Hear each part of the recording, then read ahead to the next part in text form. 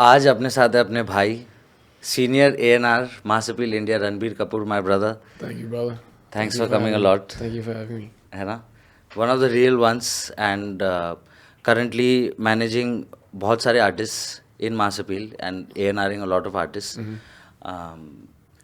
Ranbir, it's a pleasure to have you here. Thank you, और bro. बहुत सारा lot of people are going to get a lot of knowledge. बहुत सारा knowledge मिलने वाला है कि म्यूज़िक इंडस्ट्री के पीछे क्या होता है. लोगों को बहुत सारा मतलब रैपर लोग के बारे में मालूम है, बट रैपर लोग के पीछे जो होते हैं जैसे कोचेस होते हैं उनके सो कॉल्ड, एंड वो कौन होते हैं और उनका स्टोरी क्या होता है. So thanks for coming brother. Thank you, man. Good to be here. And मेरे को सिर्फ जानना है, like I want to know more about your past, like how Ranbir Kapoor becoming the senior A&R of Mass Appeal India. As small as it sounds, I think it's a very big deal in our genre of music, right? So how did that come through? Like, how did the story start? Long story or short story? You can go for it, bro. Long story short, since I was a kid, I came from like a very musical family. Like my mother did her masters in Indian classical vocals, and my sister used to like sing in school. Every time I came back home, my dad used to play blues and jazz at home. So there was always music playing at home. And then my uncle was making me listen to metal when I became a little older. So and then I think in the 7th grade or something, I joined like the marching band in school, and that's when I knew before that also I knew I wanted to be a drummer. So at home, like I used to take utensils and all and play on the sofa and all that stuff. And then they obviously realized this kid like really likes it and stuff. And then with the school band, I really got to put time into that instrument. Even though it was only a snare drum, I learned how to just respect one aspect of such a huge instrument. So from there, obviously I joined the school band, which was a Western band, and started playing. And किधर था bro ये school? Jamnabai. Okay. In Juhu, Bombay. So I had some of the most fantastic 2-3 years playing like school festivals and all that type of stuff. And throughout that time, at least back then, like in 2009, 8, 7, there used to be a lot of like foreign bands coming to Bombay, more than now, like Scorpions and Iron Maiden and all that stuff. So when Maiden came, my sister made me listen to Iron Maiden. It was a big thing. Oh, the dude. Iron Maiden tour, Mumbai tour was huge. Somewhere back in time, it was like सब पुराने public ready थे, like from 80s, 90s, सब uncle लोग were ready. They bought their Iron Maiden fucking black color t-shirts out. Yeah. And I didn't know who Iron Maiden were, and then she told me to draw like the name on the hand. I was like, dude, who are these people? And then she made me listen to Trooper. Okay. And I was like, what the fuck? So ever since that time, like I wrote, that was probably the first point in life where I actually fell in love with music. Okay. It struck like 10,000 chords in my body. And then obviously I was too young to go for the show. At that time you had like age restrictions and all, so I couldn't go. And I was giving my 10th board, so my mom was like, no, whatever. So from there, and then my uncle introduced me to like a bit more extreme metal, which is like death and black metal and all, and then he... Your uncle was a musician? Yeah, he was, he still is, he's a bass player. He had a band called Hazard back in the day. So he and Sahil Makhija, Demon Stealer, like back when they were kids, they used to like print bootleg t-shirts and all and send it because... It's old school, huh, these guys? All old Sahil school. Makhija also is like Demon Slayer, Jimmy's Burger, I think. Right? Hell's Kitchen. Headbangers Kitchen. Headbangers Kitchen. Yeah, Headbangers Kitchen. So Jimmy from Zignema and also Sahil was so the first time I ever attended Independence Rock. I think. Which year was it? Oh shit. Because I think the last one was in 2009 or something like this. This is when Demonic Resurrection performed last. Correct. At IROC. Yeah. So I think this is 2010 or something, where you had to give the newspaper for the Yeah. So I was there. Yeah. You had to give the DNA newspaper and like scribe Bhayanak Maut. It's in Andheri Chitrakoot grounds. Yeah. Correct. So then my uncle introduced me to Sahil, and I was like in awe, dude, because I was like, and it was a mad crowd. Correct. At that time's crowd was like crazy. Yeah. So I was like, damn. Death wall and everything, and mosh pits. Things are going down. I didn't know I knew what mosh pits, so I didn't know what like wall of death and all. So I saw like 1,000 people just ramming into each other. I was like, damn, this is beautiful. Yeah. So, and then Sahil kind of like took me under his wing for a lot of time. Like, you know, he was one of the musicians who I used to like I'm a very curious guy, so I used to keep messaging him like every night about like the Indian metal scene, and you know, like he's an old school guy. Yeah. He's probably, in my books, he's like the godfather of Indian metal. Like he still goes till this day. Like, you know, with his own projects, he hasn't like gone and played for some other band who's hot in the moment and stuff. He's stayed very true to like, and he's made a whole brand out of like Demon Steel or Headbangers, Demonic Resurrection, just whatever it is. So he's the OG entrepreneur, musician, just everything under one roof. At that time, Pentagram also were very good. Yeah. Like, Randolph, like as a guitarist also, like. All these guys, man. Yeah. That was like the golden era, I guess, of like live performances and metal and you know, just indie bands at that time. And then I found my drum instructor Viru through Demonic Resurrection. He used to play drums for Scribe and and for DR.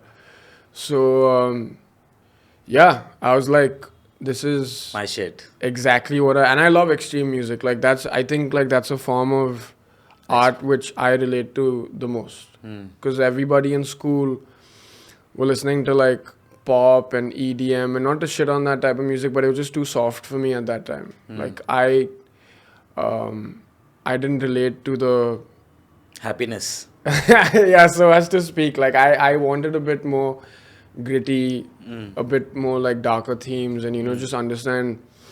I understood music better through my metal influences than like pop and things like that. I like pop. I love pop also. Like I love all types of music. But I think at that time, like everybody in school was also like, when they were going right, I was going like absolutely left. And that's just been my life. I hate going where everyone's going. I don't really like it. So yeah, I mean, then I started playing with like, you know, metal bands in Bombay, and I played with some really big guys also, like with DRs, musicians.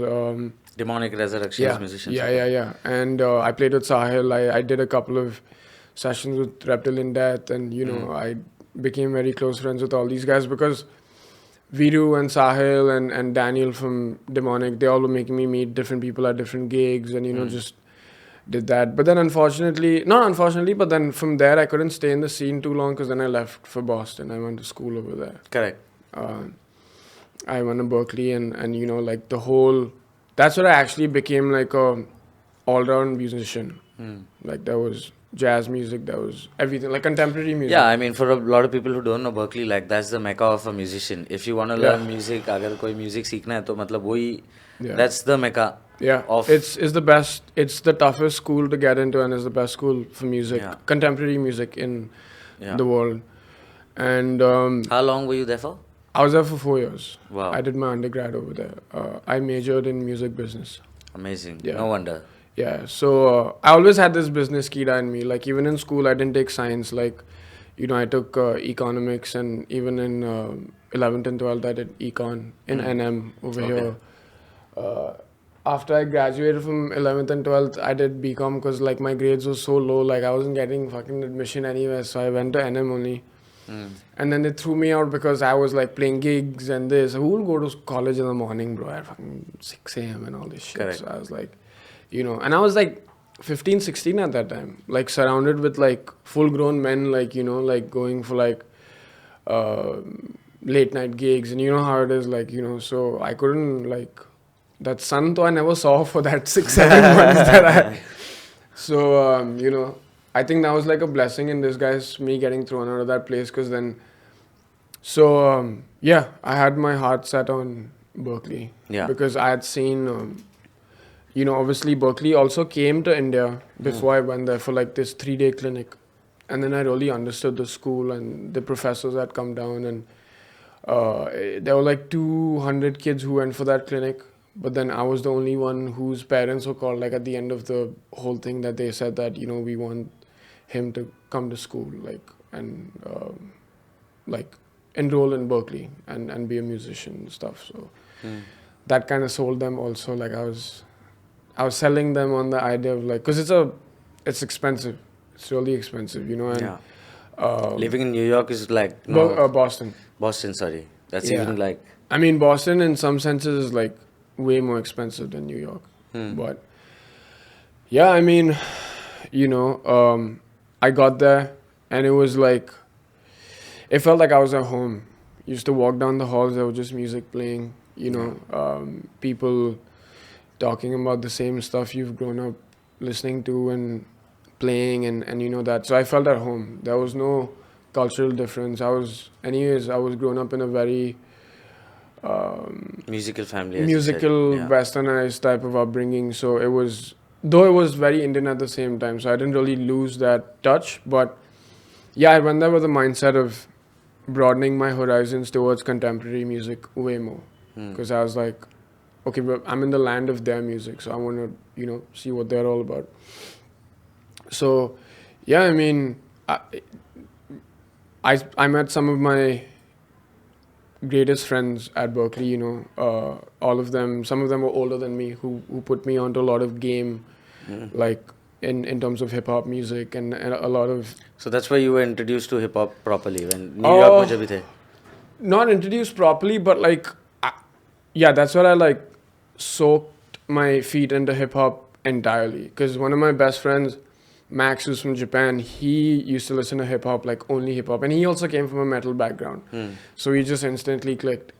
But I think at that time both of us were gravitating away from metal and like because you're at Berkeley, so you're gonna be playing a bit more like jazz and R&B and pop and the more like contemporary genres. So he was making me listen to a lot of like Suicide Boys and Wu-Tang and Old school hip hop. Yeah. So that happened, and every Sunday we used to go to this. I call it the Lokhandwala Market of Boston, but Newberry Street. So we used to go there, like spend our Sundays just listening to hip hop and And then as time went by, like I had another friend of mine who's from the Bay Area in California, Dylan. He put me on to like Poetic Justice and all these old guys and Nipsey had just passed at that time. Wow. So I had formed the Nipsey Hussle Tribute Ensemble. Amazing. And it was to give back to the life of Nipsey and what he had created outside of music. So and since Dylan was from California and from the Bay Area, he could give me a lot more insight from that world of hip hop, because I primarily grew up on East Coast guys like Method Man and 50 and Biggie and Rakim and all these guys. So yeah, I mean, and obviously I'm a drummer. That's what I went to Berkeley for. That was my primary instrument. So I was one of the more busier session musicians. Like, I was in studios every night, all that. That was my thing. And then obviously you're supposed to choose your majors like a year or two into your course. So yeah, I mean, I was like music business for sure, because we all know being a musician is kind of difficult, and not only in today's time but like in all of time. So yeah, especially in India. In India. Yeah, independent musician is. Yeah. So it's a smart thing to do, because you need someone to grow this business. Yeah. And I didn't do it necessarily knowing that I'll come back to India, but I had like one of my mentors in school who became my mentor, Ralph Jacquardin, who told me that, dude, with all this knowledge that you're getting, just go back to India, man. Like, that's a developing market. And at that time I was like, dude, what are you talking about, man? Like, I've just spent my formative years in the US. I want to do something over here. And he's like, I think he didn't say anything at that point because he knew that I'd understand eventually, like, you know, and which I did. So when I graduated from Berkeley, I worked with Scooter Braun's publishing agency, Atlas Music Publishing in New York. Okay. And I worked with 50 Cent's long-time tour manager, Ice. So I was doing these two side-by-side gigs, and I learned a lot about the music industry over there, and, you know, just how cats, like older cats over there, like operated, and, you know, just a lot of things. And unfortunately, the pandemic hit. Fortunately, unfortunately, I came back, and you know, I was at a wedding, a family friend's wedding, and a very close family friend of ours put me in touch with Devraj Sanya, who's UMG's chairman and CEO. And Devraj, I'd known him for a while, but then we just hadn't seen each other. So like, it's like, you know, because all our families are like very close. Like my family friends know him very closely and stuff like that. So he recruited me at UMG to like, I was actually hired for Mass Appeal at Universal because they had a joint venture at that time. But then Mass Appeal left UMG a week it became later. a separate entity altogether. Yeah. So Devraj is the bad man of the industry. he's a fucking legend. I A mean, lot of people don't know. I mean, like or don't like the person, but what he's done and where he stands is like you cannot question that. yeah. So I wanted to ask you a question, like the knowledge that you've like, you know, received in Berkeley, and when you see the Indian hip hop scene, you know, for example, what do you make of it? Like, what do you, as a A&R or senior like A&R, what would you want as a musician, like from the musician, you know, looking at the market today, because you have statistics, you have everything.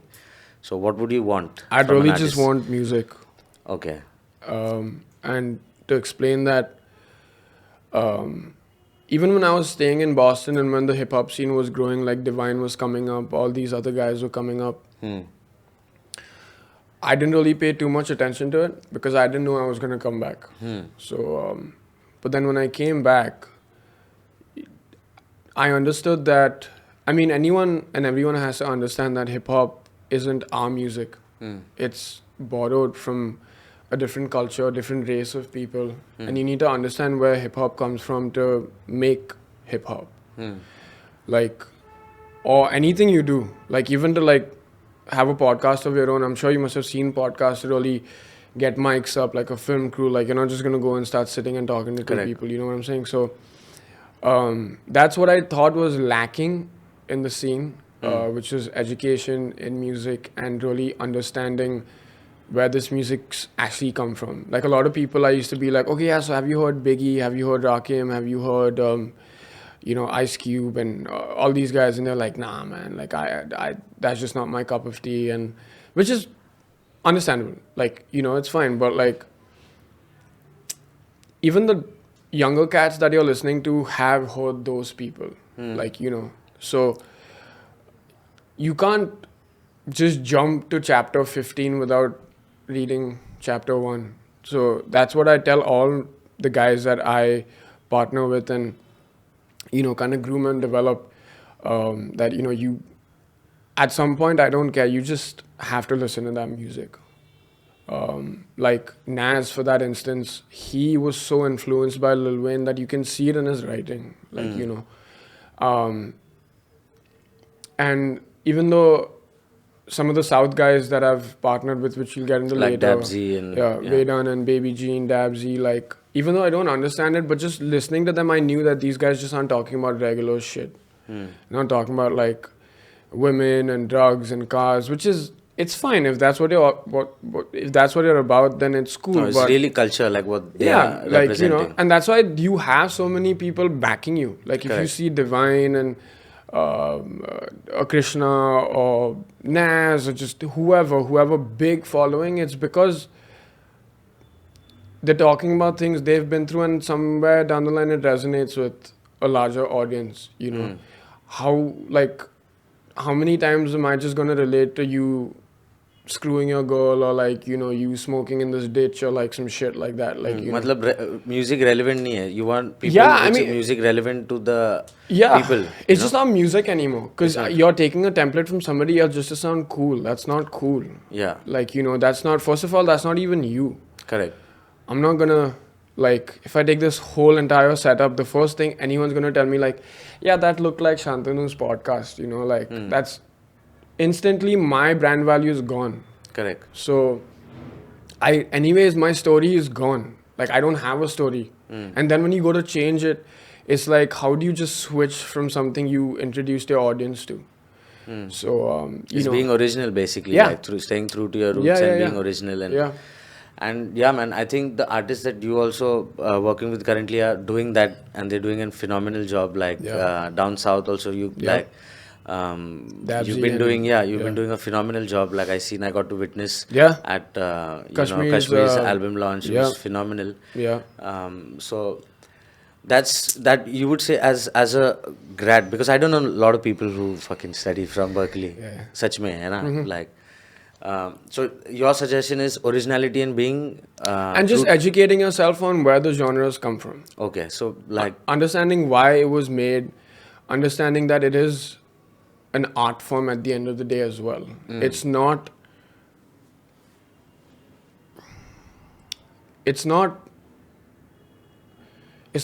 well, it is a representation of who you are, but it's not to tell people what you're worth.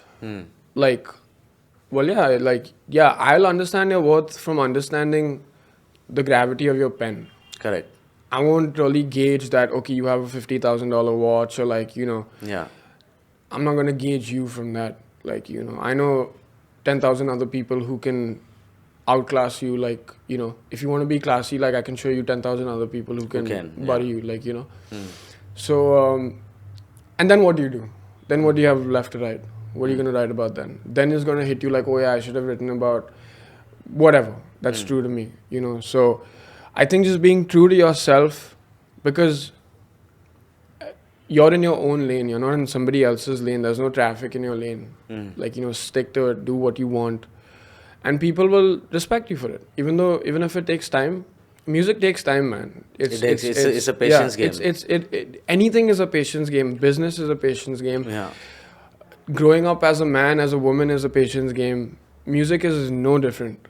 Like, you know, you evolve and your music evolves with you. So don't ever ape somebody else's evolution and make it yours. So that's what I thought was missing in most of the people's music and stuff. Okay. You know, so I personally don't, even if it's a barrier, I think it's people like me, it's our duty to break it. Correct.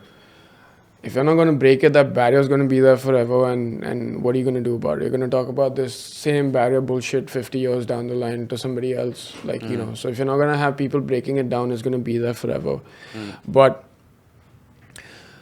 like I told you before, when everyone goes right, I take a hard left, is because that's the road unknown, and that's what excites me.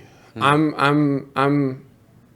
do my best work in the unknown. Like, you know, even though I don't understand South Indian dialects or whatever, I understand music at the end of the day. I know what it does to you. Like, if I play a Spanish song for you right now, what are you going to understand out of it? You're still going to bob your head and, you know. Correct. We've been listening to so much Spanish music since childhood. Like Spanish, French, whatever Yeah. you listen to, like, you know. like Is fucking it just daddy. because it's not as cool to listen to different dialects in India? Like, then you're dumb. You just sound dumb being Indian, first of all. Like, Yeah. you know.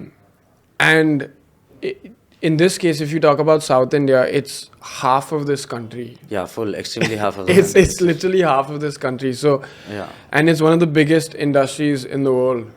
Like, you know, so I had to take it upon myself to, you know, go down there, find the best kilos that I could. And you did, like you found like really good artists. I went to get one dude. I came back with 3. Yeah, it's sick. So, you know, that just shows you that you need to step into the field to do anything. Like, you know, I know a lot of guys, and I'm not shitting on them, but like scout from the comfort of their office, or like, you know, people send you demos and stuff. But I feel what's worked for me is to go and stay with them, live with them, understand their artistry, understand them as देखा है मैंने people. Photos तू लुंगी पहन के उन लोग के साथ Yeah. फुल मतलब खाना भी like you know eating like with them, living with them, you know, understanding the culture. I didn't want to wear anything. It's amazing. About that. I didn't want to wear anything. I actually, Dabsy doesn't know this, but I stole your lungi. I like got it back with me, you know. It's actually knowing how they live, what they think, and everything is amazing, bro. Yeah. Like, even just the smallest words that they say, dude. Like I was sitting down there, and you know, they didn't feed me with a spoon. They fed me with their hand. Amazing. So it was like, and who respects another unknown person? Like, okay, yeah, I come from a certain company or just whatever, but they don't look at me like that. And I am grateful that my guys, whoever I work with, don't really look at me as this company dude. Like they look at me as a brother, as you know, a fellow musician. Like I tell them, like, see, dude, I can learn a thing or two about you, about your artistry, and you can learn a thing or two about me, about music and the technicalities of it. So let's work together, you know. And I think that's what allows them to put their trust in me, because even though there's a quote-unquote language barrier, but when it comes down to creating, there's no barrier whatsoever. There's no barrier at all. And it's amazing. I can see that. And like, it's what's unique also, you're also one of the only people that I see in the music business training. Like, I mean, I've been there since the start. You're an OG. Yeah, like since the start. But like someone who's there at such a senior position, you know, sitting like in an office fucking training in Oshiwara with the boys, you know. Like shout out to Preetham and Strike Jatin Force. And Strike Force, and you know. You fucking put in work, bro. So it's amazing to see कि तू rappers लोग को भी देख रहा है और यहाँ पर training कर रहा है. And these guys are OGs as well, like in their own sense, and they're very real as personalities. I learned from them, like sitting with you guys also, like just Manthan उस दिन tight होके he had a good time at the Kashmir album launch. Shout out Manthan. Stage पे चढ़ गया है. रफ्तार को पूछ रहा है कभी करेगा perform. Manthan is a 1FC fighter, you know, not to be fucked with, but like just to see that, it was amazing, you know. Confidence but in your training. even bringing, like, you know, I see guys like Izzy and you know, all these guys bringing in MMA. Bringing their coaches to like celebrations and stuff. And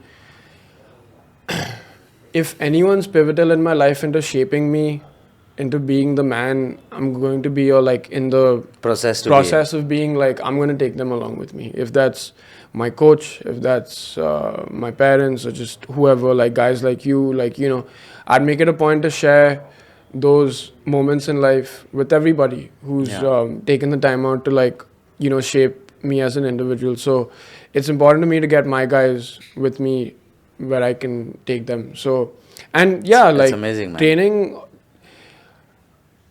that's my release. Like, you know, being a professional athlete from years, you know, having gone from tennis to now MMA, it again teaches you a lot about like being a thick skin. Very literally in MMA, like, you know, if you're in the music business, you need to have ultra thick skin. Like, you know, I mean, especially when you're dealing with like MCs and who come from the hood, you need to be in a certain every day, like grind yourself and at least be comfortable to go on the hood, because it's very easy to it's easy to sit in a cabin and be like, yeah, bro, mere ko ye gana bhej. वैसा नहीं होएगा. Like, you have to go inside, you know. You have to stay with them. You have to understand how they work. MMA is a nice, you know. You have, dude, anyone you work with, you have to like spend time with them and understand. Not everyone's gonna work on your accord. Correct. Or like your expectations. Maybe they will. But once you establish a certain working relationship, friendship with them, you know, without that, it's just that they won't even see you in a different light.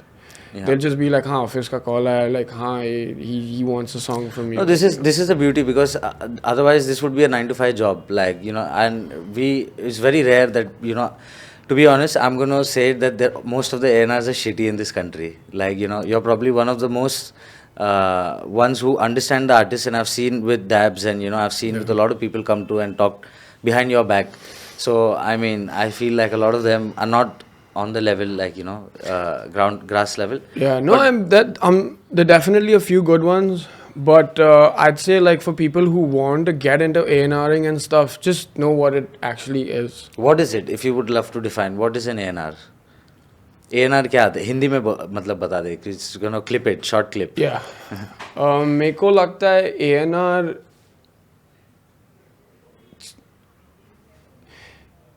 A&R is actually so many things. इतना चीज है A&R. नहीं, like, you know. yeah. It's so many things. But you know, वो आपका दोस्त है, वो आपका कोच है, वो आपके साथ बैठ के खाना खाएगा पर फिर बोलेगा कि थाली भी कैसे धोने का है, you know, खाना कैसे डालने का है थाली में, प्रेजेंट कैसे करने का है. वो बोलेगा कि अगर तू अपने आर्ट से बहुत दूर जा रहा है तो वापस आ. Like, you know, he'll groom you, he'll tell you what's good for you, he'll make you sit with like-minded artists and, you know, get producers that are good for you. And you know, in my book, an A&R is an artist's best friend. Like, you know, I live and breathe with you every day to understand how I can better you as a musician, and you know, and obviously A&Rs are people who scout talent. वो जाके ढूंढते talent को और फिर निहारते उनको. निहारते? Yeah. So you know, yeah, like the A&Rs do so many things. So is it? Another question with that is having an A&R in your career important? Like somewhere, even if you're not working for a label, like having an A&R in your own crew or your group, is it important? Yeah. I mean, why is it important? Because of these things, like, you know, you need somebody who knows other people who you can't get access to. Like if tomorrow Saurabh wants to do a song with X, but he doesn't know X and he knows that I know X, that I'll go and make the connect. Like, you know, again, it's your friend. Like, you बोलेगा, bro, उसको बोलना थोड़ा बात करने का उसके साथ.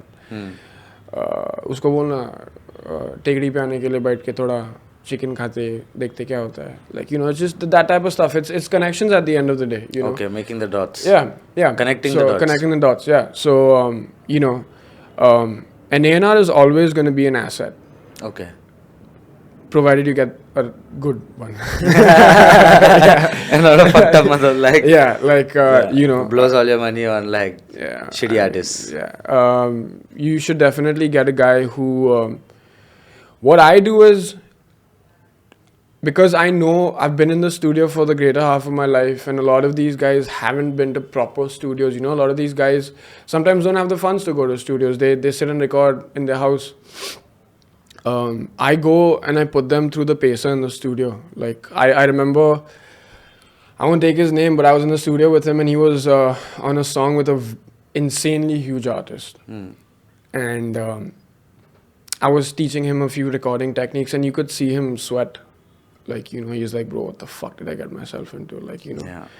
But I know he went back home being like, yeah, I learned a thing or two today. And I wouldn't have been able to do that without an A&R or like, you know, assistance. Yeah, not even an A&R, just anybody. Even just guidance, like, I have more experience than you. I want you to save time. Yeah. I'll just tell you this. And I want you to do what even you know you couldn't do. Correct. Like, you know, throw you in the deep end. That's my job. Like, I will make you I think it's like a coach almost. Like what Pritham is doing like on every day. Yeah. I will throw you in the deep end. You sweat, bleed, cry, puke, do whatever. But you're coming out of that studio better than you came in. That's my job. Amazing. You know, because then I can't sleep at night. I would have told you go sit at home and record and just send me the shit. I'll be like, yeah, okay, this is good, whatever. But that's not how I operate. Even with Dabsy or with the guys in the south, shout out to Rishi.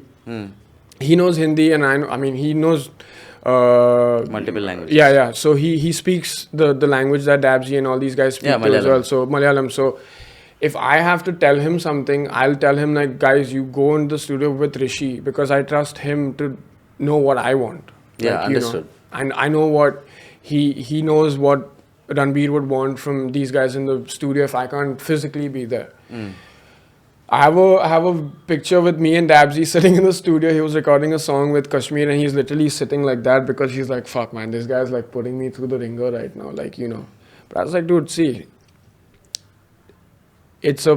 you will die eventually and this will stay, and you wouldn't want anyone to be like, yeah, he half-assed this shit. Your own soul from above shouldn't feel like you half-assed it, you know. It was a crazy event, that the one like you invited me Kashmir to album Kashmir. You launch, put on a yeah. sick event. Like it was MC Stan, it was Badshah, it was Raftar. No, Badshah wasn't there, but it was No, Badshah. Sorry, Raftar. Stan, Raftar, Krishna, Hanuman Khan, Dabzi, It's Vedan, madness. Naz. Almost 80% of the collaborators on the album were there. Yeah, it's amazing you pulled it. Yeah. So you have any plans, like any more plans this year that you can disclose, or like? Or I can tell you what's coming in the next few days. Okay. We have Karan, Ojla and Divine's new that's track, 100 Million. Yeah. That's coming out on Karan's birthday on the 18th. And then we have, so all these signings that we've done, man, you know, you can expect, the South is coming. Okay, South is coming. Let's go South, man. I'm bringing the South with Come me. on. It's coming. You should get some Punjabi rappers featuring some South Indian artists, man. It's coming. You know? It's coming. Let's do that. There's some Marathi and Malayalam as well. Amazing. There's some really... I'll show people that the language barrier can be torn into bits. Amazing, bro. That's need to happen. It needs to happen, especially in a country like India. Yeah. सब लोग इतने भाषा बात करते हैं. Yeah. It's not possible कि one language can dominate, you know. It's not.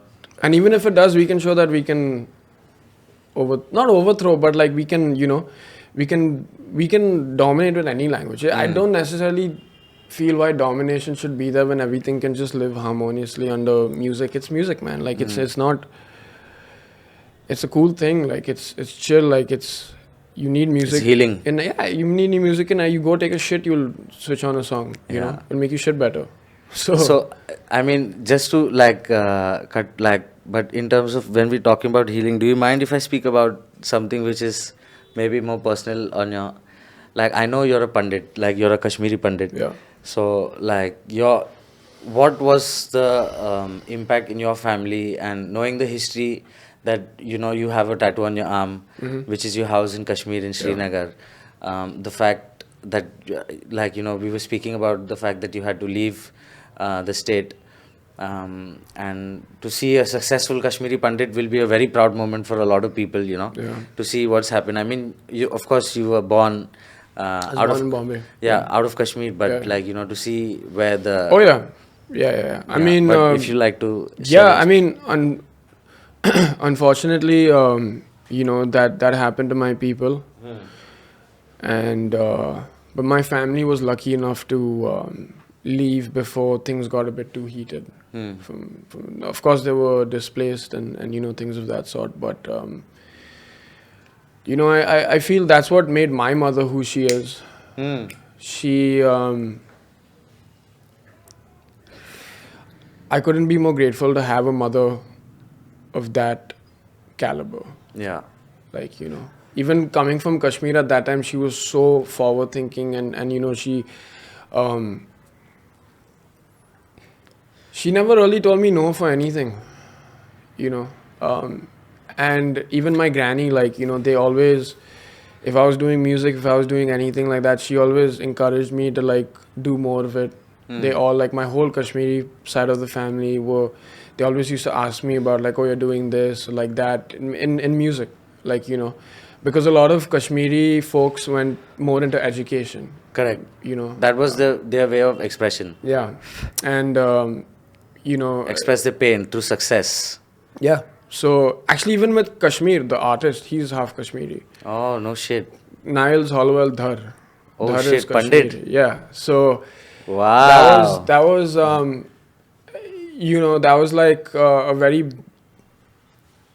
It was an emotional moment for me too, because like, you know, that's how like it comes full circle. And I was telling him, like, he named his album Karam, and like one night we were talking and I was like, you know, dude, now I get it. This is maybe your Karam to come back to India and you know, like... Now I fucking understand. Yeah. He didn't necessarily name the album behind that analogy, but we were having that discussion one night. And he was just like, you know, we were discussing different album titles. Okay.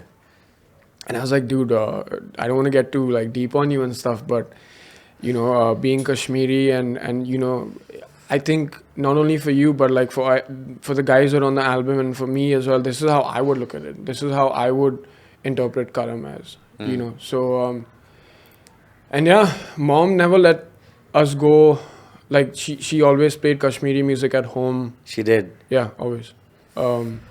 Spoke to, like, I know a little bit of Kashmiri. I know what my mom used to tell me when she used to get angry and all, like, all What? the fucking What cuss was- words and shit. Show me, tell me. Come on, I gotta learn. Like, I don't know, like, Trat and all and this Oh, wow. and that and all. But, like, you know, yeah, man, like, she, if I have thick skin, it's because of her. No shit, bro. Like, you know, in music, like, you know, or just anything, like her and my father, and you know, so yeah, she tells us the story every time, and you know what happened, and then obviously it took me a lot of growing up to understand what really happened over there, and you know what was done with us, and you know, that's why I decided to because again, I don't get tattoos just to get tattoos. Like, all my tattoos, What was done, bro? I mean, yeah, the injustice towards all the Kashmiris, you know, we were essentially Thrown out of thrown your... out of our own land, and yeah, I mean, rest is history. Yeah. And what do we go back to? Hmm. You know, there's my grandmom didn't want us to go back after we left. Hmm. You know, so I decided to bring Kashmir to her. I got her house tatted on my arm, and she couldn't really recognize it, which like broke me. I was like, shit. And then they showed her the picture that I gave my artist, Rupert. We're gonna go back, bro. Yeah. We're going back. Srinagar, we fucking coming, bro. Yeah. We're coming with all the Mumbai. See, when Mumbai gets involved, na Mumbai involved हो जाते तो खत्म हो जाता है. Yeah. है ना? Like we are 22 million, right? सिर्फ एक धारावी से crowd, इधर से crowd, North India, just we all coming. Just do a big festival there. Yeah. I Go mean, and check your house there, bro. I mean, there's not much to check out now. I know, but That's I don't know if that's a house anymore. But yeah, I mean, I'll go back there. Like, you know, we definitely want to go. My sister and I definitely want to go back and feel our roots, because I don't think we've gone back. Yeah, I don't think we have. we're gonna go back together, bro. Yeah. You're having people from Karnataka. Yeah. You know, Pritam is gonna be there as well. Yeah. When I was actually when I was down south, you know, Vedan, like the Kashmiri cause is something which is very close to him, because he's a highly political rapper. Yeah. So that was another thing I could relate to him with, because he's been through similar ordeals with the political parties down there and all that type of stuff. So, you know, to get that honor from them to say like, bro, you're as much as Malabari as, you know, you are Kashmiri and things of that sort. Like, it's a big thing, man. And that goes beyond like being an A&R or whatever. Like, you know, that's just it's like on a human human to level. human. Yeah. Yeah, on a human level, like, I'm a human, I respect you, you're a human. And that's really touching, and times of when you know your roots have been almost a genocide, like, you know, of your people. But on a brighter side, man, like, here you are, you know, senior fucking A&R, Mass Appeal, and, you know, there's hope, and it takes, karma is definitely working, and, you know. Karma won't work till you work, yeah? Yeah, that's true. No, of course, you put in your hard work and everything, but since you're so young, I believe in reincarnation, and I believe in blessings, you know. See, I feel you've been blessed. My father tells me I'm at an age at you are, and be working in a position you are, where you have all this, and to be the way you are, you know, you're very easy. Like, I'm a hood person, right? So for me to get respect from a lot of guys like us, like Pritam and other guys also, is blessings, bro, that you've received. And I go and I spend time with these guys in their localities. Like, I was in RA sitting with Sunny and the boys that day, and I actually felt at home. Correct. Like, you know, I just real, you know. Yeah, like, there's only so much I can take of, like, this industry gets a bit much at times, and I need to go and clear my head from time to time. And whether you're from the hood or not, wherever you're from, like, you know, if your surrounding is real, like, I'll fit in. Like, because even I came up with guys like you in America. I spent my fair share of time with, you know, some wise dudes and stuff. So definitely come from all that. So I can, you know, we have a closer lens. I don't come from it in India, but like, I've seen the American side of it.